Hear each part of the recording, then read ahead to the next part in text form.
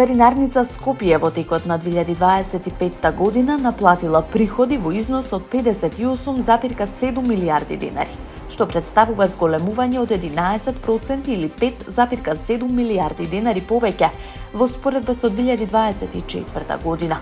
Според податоците од Царинската управа, оваа царинарница учествува со 53% во вкупно наплатените приходи од увоз на ниво на државата. Покрај зголемените приходи, институцијата бележи значајни резултати во делот на откривање и спречување на нелегални активности.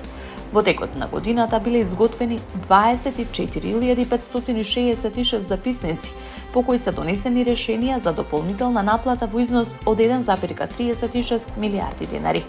Во рамки на контролните активности, спречени се повеќе случаи на криумчарење и нелегална трговија. Меѓу нив се издвојува обид за шверц на златен накит во вредност од околу половина милион евра. Откриени се и запленети 2 тони фалсификуван прашок за перење, 1500 сетови за инфузија без соодветна дозвола за увоз, кои подоцна биле уништени согласно законските прописи. Дополнително, успешно се спречени обиди за нелегална трговија со тутун, при што биле запленети повеќе од 1500 штеки цигари и 204 килограми тутун за наргиле. Од Царинската управа информираат дека службата за надзор на иматели на одобренија која функционира во рамки на Царинарница Скопје во 2025 година спровела 92 теренски контроли. Кај 26 правни субјекти биле утврдени неправилности, пошто биле изречени прекршочни санкции во вкупен износ од 129.410 евра на име на правните и одговорните лица. Резултатите од работата на царинарниците биле разгледани на седница на Комитетот за координација и контрола на оперативното царинско работење, каде се анализирани постигнатите резултати и идните активности за подобрување на контролите. На денешното рочиште за трагичниот пожар во дискотеката Пулс во Кочани, во кој загинаа 63 лица, сведочеше Драги Илиевски, раководител на одделението за уредување на градежно земјиште во општина Кочани. Тој изјави дека општината навремено реагирала и ги информирала надлежните институции за намената на објектот, како и за можните неправилности околу неговото користење. Според неговото сведочење, објектот се наоѓал во зона Г2, наменета за лесна и незагадувачка индустрија, каде што не е дозволена пренамена за угостителски објекти од типот на дискотеки или ноќни клубови. Илиевски нагласи дека зоната не може да се менува и дека за објектот не била направена официјална пренамена. Тој појасни дека општината првично дала позитивно известување за користење на паркинг простор во 2012 година. Истото подоцна било поништено откако се појавиле информации дека во објектот ќе се отвора дискотека. Како што наведе по тие сознанија, општината утврдила дека паркингот не може да се користи за таква намена, затоа бил известен сопственикот на објектот. Илиевски додаде дека општина Кочани се обратила и до Министерството за економија и Државниот пазарен инспекторат, со барање да се провери дали постои издадена лиценца за работа на угостителски објект од таков тип. Според неговите зборови, поради недостиг на повратен одговор од надлежните институции, било испратено директно барање до инспекторатот за неиздавање лиценца.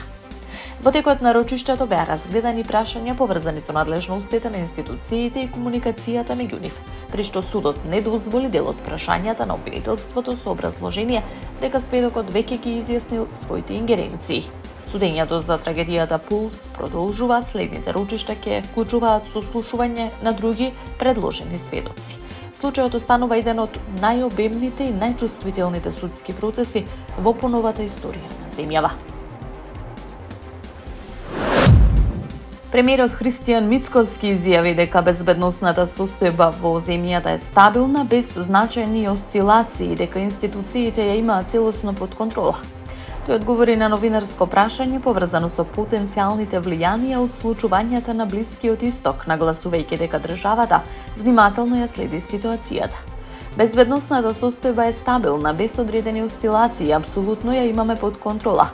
Предизвици има и ќе има, но ние сме тука да ги следиме и да реагираме доколку има потреба, истакна Мицкоски.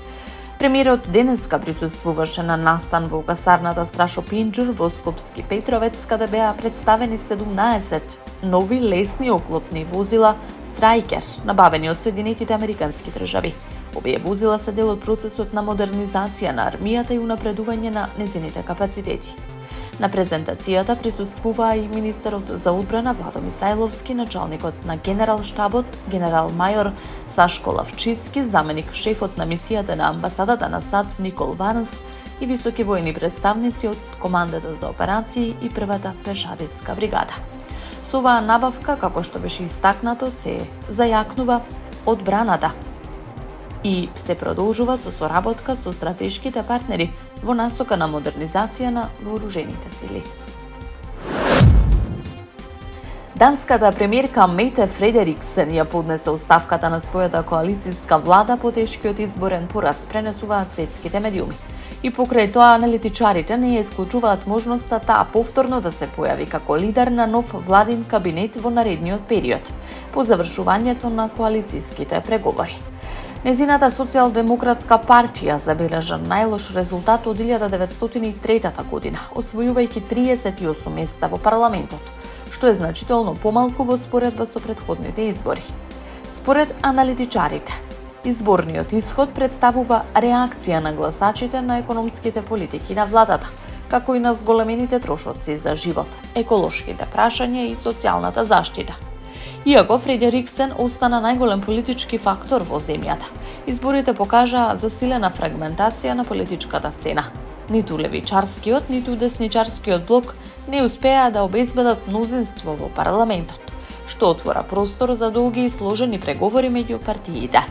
Експертите оценуваат дека дел од гласачите се префрлиле кон покрајните политички опции, вклучително десничарски, националистички и левичарски партии, кои забележале раст во поддршката.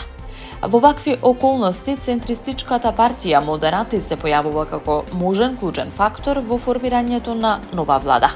И покрај поразот, Фредериксен останува политички влијателна и потенцијален кандидат за трет мандат, но незиното повторно назначување ќе зависи од способноста да се обезбеди коалицијски договор меѓу повеќе политички актери. Лидерот на Северна Кореја Ким Џонг Ун официјално ја прогласи Јужна Кореја за непријателска држава во својот воведен говор на првата сесија на 15-тото Врховно народно собрание, објави Корејската централна новинска агенција. Тој изјави дека Северна Кореја ќе ја смета Јужна Кореја за најнепријателска држава, целосно ќе ја отврли и игнорира, нагласувајќи дека секоја евентуална акција или напад од Сеул ќе биде строго казнет. Ким Џонг Ун предупреди дека за секој потек што ќе се смета за навлегување во територијата или интересите на Северна Кореја, Пјонгјанг ќе реагира безмилосно и без двумење. Во говорот тој дополнително ги отфрли сите претходни врски со Јужна Кореја, истакнувајќи дека двете земји постојат како одделни и меѓусебно непријателски држави, што според него е потврдено и на меѓународно ниво. Ким Јонг Ун исто така порача дека Северна Кореја нема да се откаже од својот статус на нуклеарна сила. Додаде дека мирот не треба да се сваќа како слабост, туку како резултат на силна одбрамбена моќ, нагласувајќи дека државата ќе продолжи да ја модернизира армијата и да ги зајакнува своите капацитети. Според него, ставот на Пјонгјанг останува непроменет во однос на одбрана на суверенитетот, системот и безбедноста на државата, при што Северна Кореја ќе продолжи да го следи патот на независност и зајакнување на својата позиција на меѓународната сцена.